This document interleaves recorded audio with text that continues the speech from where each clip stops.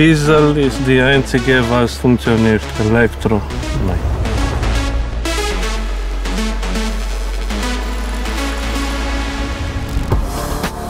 Seit 2019 sind wir strategischer Partner für Daimler Truck, um das Thema E-Mobilität, Erprobung der Elektrofahrzeuge begleiten zu dürfen. Wir wurden sehr oft belächelt, für was wir uns da engagieren, ob wir nicht bekloppt sind, so viel Geld auszugeben. Wir schreiben als Slogan bei uns auf die Transportplane innovative Logistik und da müssen wir es auch entsprechend leben.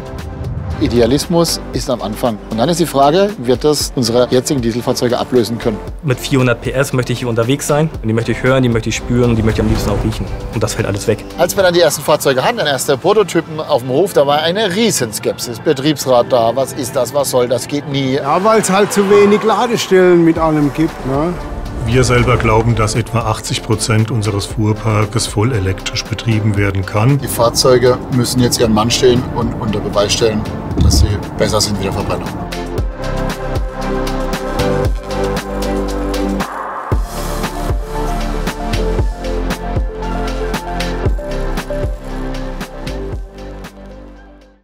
Mercedes-Benz. Trucks you can trust.